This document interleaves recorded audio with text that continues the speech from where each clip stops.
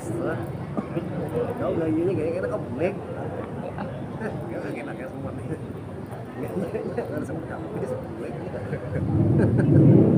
Assalamualaikum warahmatullahi wabarakatuh. Waalaikumsalam.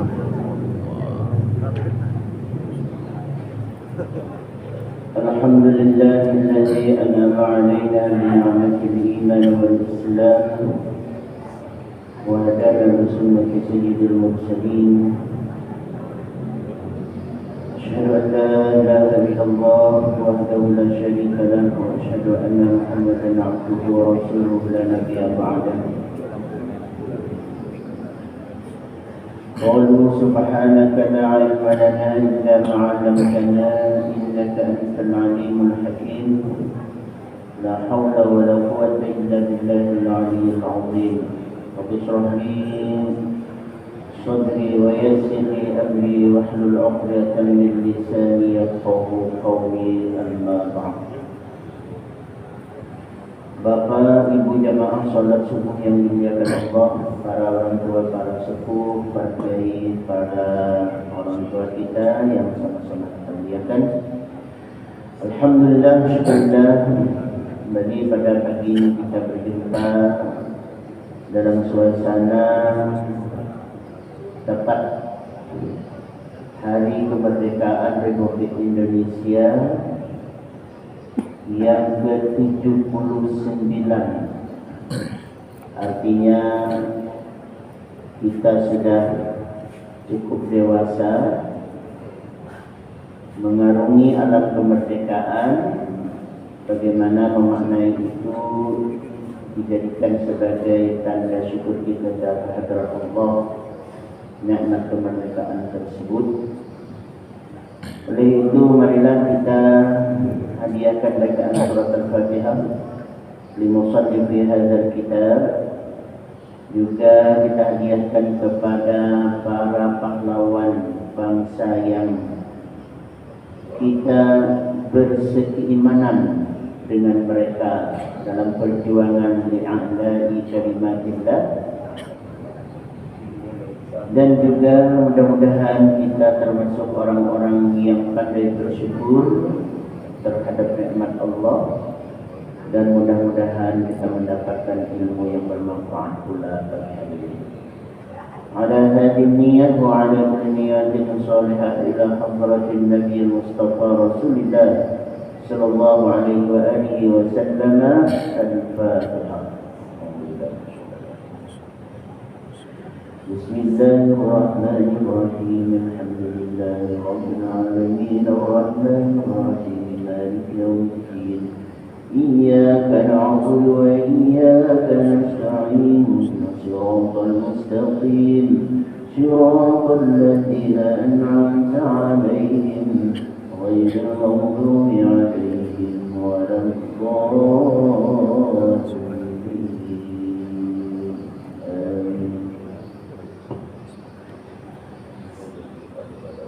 Bismillahirrahmanirrahim. Qala al-musannif rahimahullah nafa'ana bi'ulumihi. At-takabbur bi'tibari al-mutakabbir 'alaihi salasatu anwa'. Ini judul kita yang lalu. Takabur itu dilihat dari sudut orang yang bisa melakukan atau berperilaku takabur ini setidaknya dibagi kepada 3 macam. At-takabbur 'ala Allah, at-takabbur 'ala Rasul, wa at-takabbur 'ala sa'iril khuluq. Sudah kita bahas pertemuan-pertemuan sebelumnya bagaimana orang bisa takabur, bersifat sombong terhadap Allah Subhanahu wa ta'ala. Contohnya Fir'aun, Qarun, Namrud, masih banyak contoh-contoh lainnya dalam sejarah masa lalu yang menjadi iktibar, bagi kita apa yang mereka dapatkan di kehidupan akhir daripada kehidupan mereka disebabkan oleh sifat-sifat takabbur tersebut. Nah, yang kedua, insyaallah kita bahas pagi hari ini, at-takabbur 'ala rusul itu adalah at-taraffu 'anil imtiyaz lil bashar ma'a ma'rifati sihhati ma ja'u bihi, yaitu enggan atau mengingkari atau menganggap enteng, mengingkari, menganggap enteng, meremehkan terhadap meyakini Rasul tersebut sebagai utusan Allah, sementara ia ma'rifati sihhati ma ja'u bihi, sementara ia tahu terhadap kebenaran apa yang dibawa oleh Rasul tersebut, tahu, tidak enggan untuk meyakini. Enggan itulah letak kesombongannya, tidak mau mengakui para Rasul tersebut, padahal dia tahu kebenaran terhadap apa yang dibawa oleh mereka para Rasul. Kahali ammatil umamil muqaddidah, yang seperti mana halnya umat-umat yang mendustakan Rasul terhadap Rasul-Rasul tersebut. Jadi dari dahulu perjuangan para Rasul di tengah-tengah umatnya pastinya mengalami apa yang disebut dengan pertentangan, permusuhan, perlawanan dari umatnya yang mendustakan kerasulan mereka. Padahal mereka mengetahui bahwa mereka itu benar adalah utusan Allah. Jadi artinya tahu, tapi tidak mau mengakui kebenaran Rasul tersebut terhadap ajaran yang dibawa oleh mereka. Nah, dan itu berlaku. Jadi setiap Rasul memiliki sejarahnya masing-masing. Bagaimana sejarahnya Nabi Allah Ibrahim alaihissalam, bahkan disebutkan menghadapi bapaknya sendiri. Memang ada yang menyebutkan tidaklah, sebagian riwayat tidaklah bapak kandungnya. Tetapi yang jelas ada pertentangan dari kaumnya, diajak untuk menyembah Allah Subhanahu wa taala, namun mereka tetap bersikukuh terhadap keyakinan sebelumnya yang banyak diceritakan, yaitu para penyembah berhala. Begitu pula dengan Nabi Musa alaihissalam yang kita ceritakan sebelumnya juga, yaitu kasusnya Fir'aun laknatullah.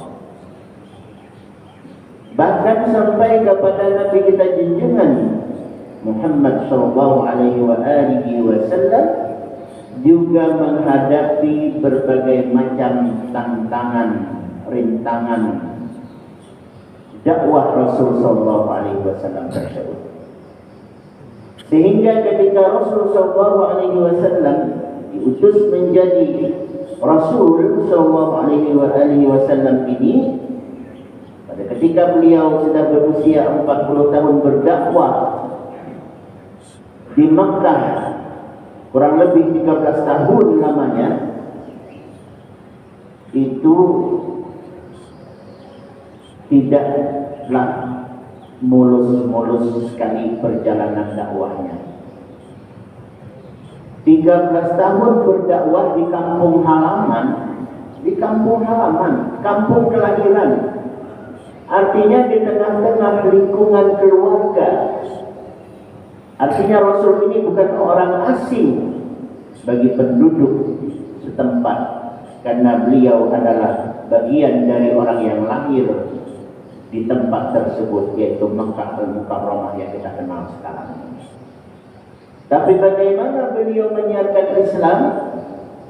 Banyak menghadapi rintangan, tantangan, bahkan sampai kepada puncaknya Rasulullah SAW direncanakan oleh mereka, para musuh-musuh Islam ini, untuk membunuh Nabi Sallallahu Alaihi Wasallam.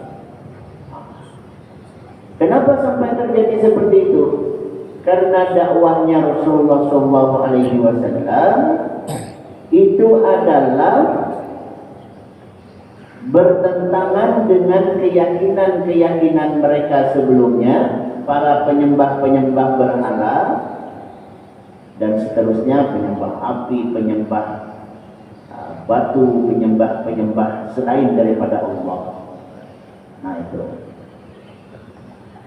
Memang secara zahir mereka merasa terusik yang selama ini ibadahnya mereka menyembah berhala. Dengan hadirnya Rasulullah SAW membawa ajaran Islam ini, mereka itu merasa terganggu dalam keyakinannya, keimanan dalam bahasa Arab, dalam keyakinannya terhadap apa yang mereka lakukan dalam ibadah, yaitu menyembah berhala. Atau sebagian daripada penyembah berhala. Dan sebenarnya bukan hanya berhala-berhala, patung-patung berhala, banyak sesembahan-sesembahan lainnya selain daripada menyembah Allah. Hadir Rasulullah SAW mengajak kepada agama tauhid, mengajak kepada agama yang menyembah Allah Rabbul Jalil, sehingga di antara mereka merasa terusik, terutama sekali para pembesar-pembesar, orang-orang terpandang, orang-orang yang dihormati di lingkungan masyarakatnya, itu sangat terusik dengan kehadiran Rasulullah SAW. Termasuk yang terusik ini adalah orang-orang yang berada di lingkungan keluarga dekat Rasulullah SAW. Jadi bukan orang jauh.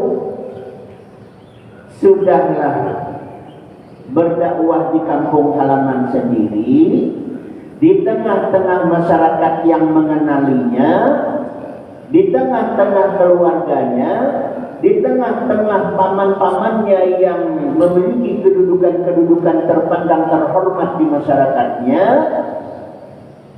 Kalau kita pikir-pikir ya, kita berdakwah nih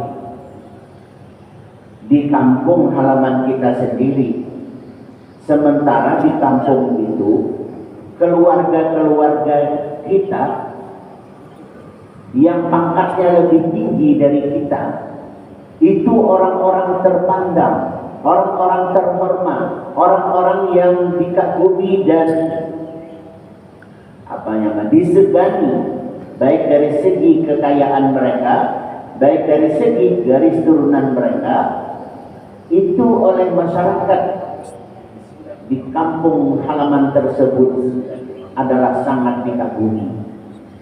Hadir kita di situ berdakwah.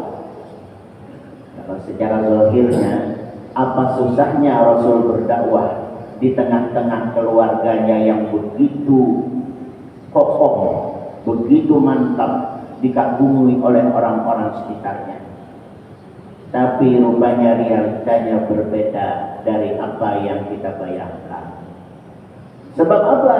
Nah, paman-pamannya tadi ini sebagiannya merasa terusik. Ada ponakan membawa ajaran baru yang bertentangan oleh perasaan pamannya ini terhadap ajaran yang dibawa oleh si keponakan ini, maka sang paman yang memiliki kehormatan, orang terpandang, orang terhormat di masyarakatnya, tentunya menjadi enggan. Wah, ini tidak beres ini keponakannya seperti ini. Contoh yaitu Abu Lahab. Jadi Abu Lahab ini paman kontan oleh Rasulullah. Abu Lahab itu adalah anak daripada Abdul Muttalib.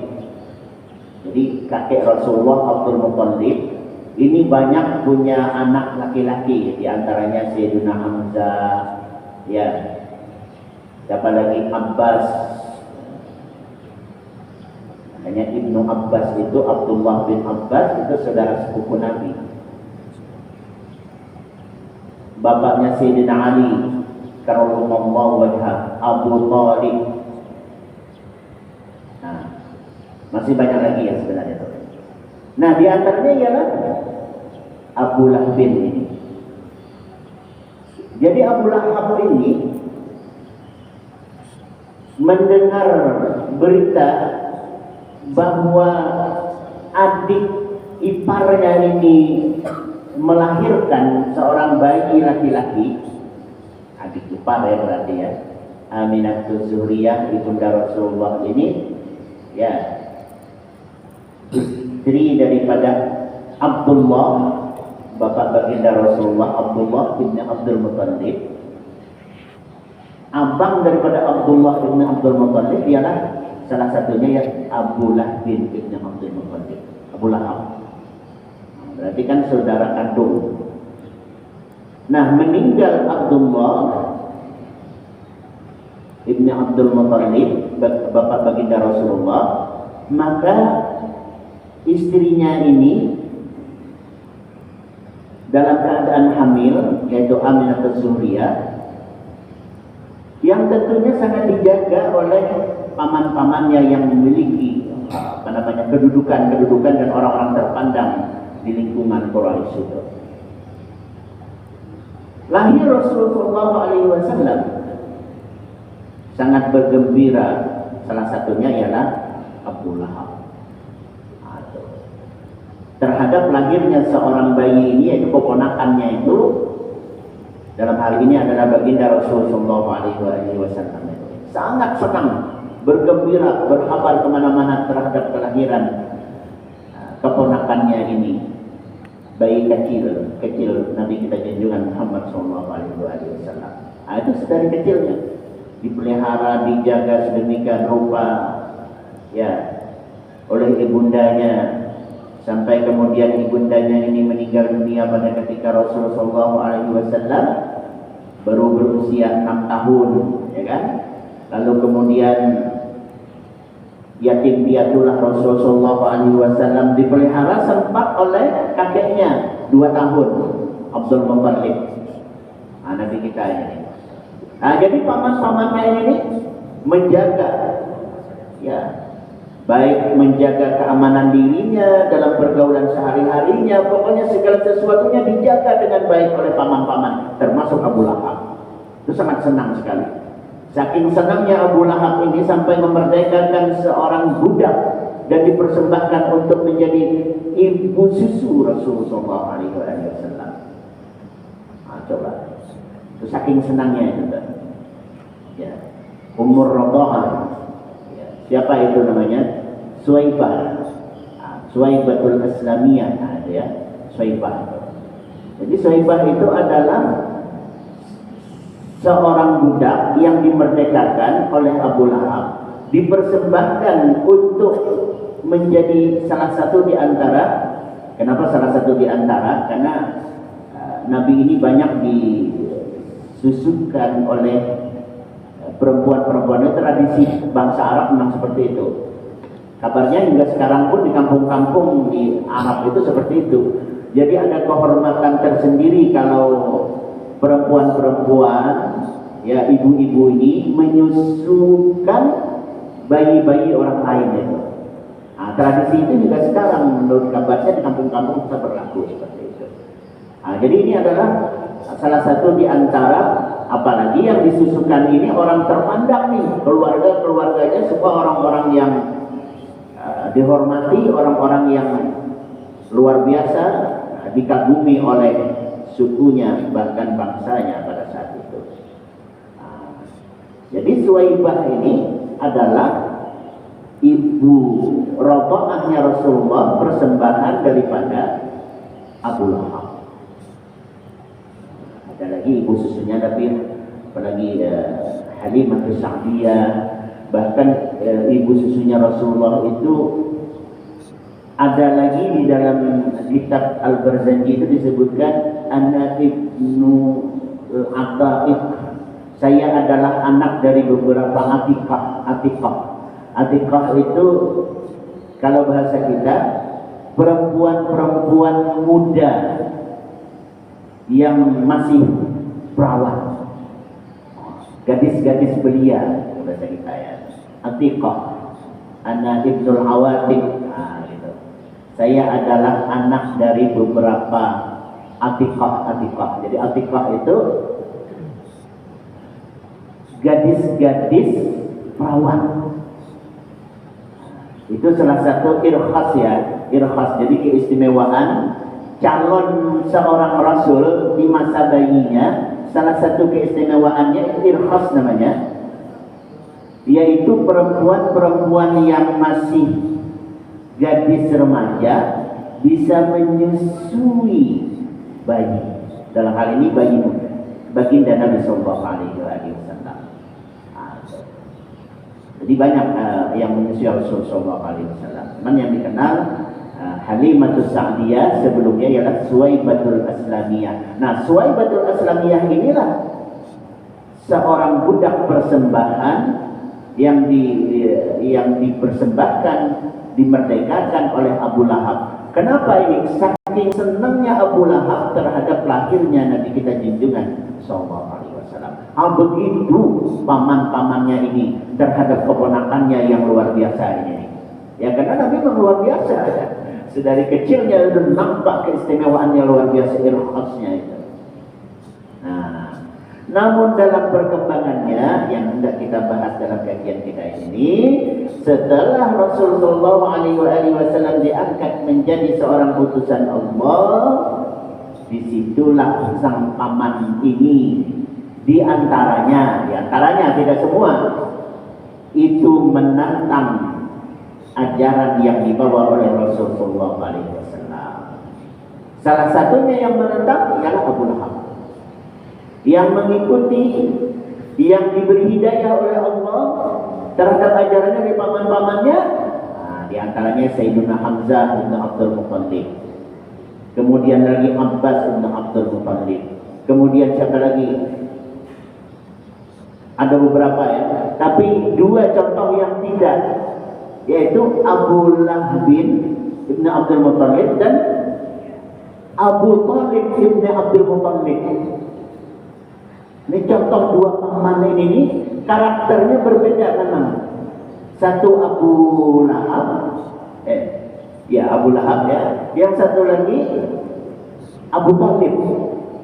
Abu Lahab ini sosoknya, orangnya gagah, ganteng gitu ya, kaya raya, dikagumi oleh masyarakatnya, apalagi sukunya, itu suku Quraisy. Namun di sisi lain ada paman Rasulullah ini biasa-biasa, orang miskin, anak banyak gitu ya, diceritakan. Salah satunya ialah Ali bin Abi Thalib. Biasa artinya tidak dipandang sebagaimana pamannya yang lain, tapi Rasulullah SAW justru dipelihara oleh Abu Thalib. Nah, ini yang Abu Thalib yang lama memelihara Rasulullah. Setelah kakeknya Abdul Muttalib meninggal dunia pada usia beliau baru 8 tahun, nah setelah meninggal itu Rasul langsung dipelihara oleh Abu Thalib. Bahkan sampai sampai Rasulullah SAW diangkat menjadi utusan Allah, menjadi Rasul. Memang secara pemeliharaan yang terus dijaga secara, artinya Rasul tinggal dengan pamannya ini usia 25 tahun. Karena umur 25 tahun Rasulullah berkeluarga dengan Khadijatul Kubra.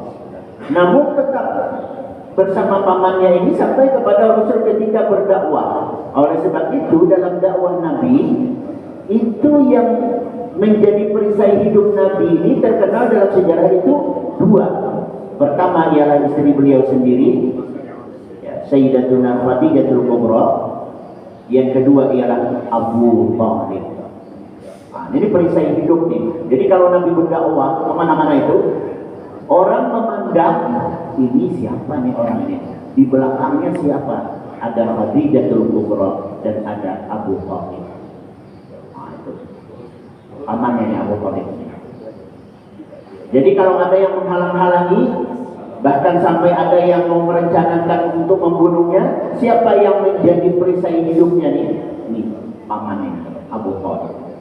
Ya tentu banyak sahabat-sahabat sudah mulai diberi hidayah oleh Allah, ya menjadi bagian daripada pejuang-pejuang bersama Rasulullah.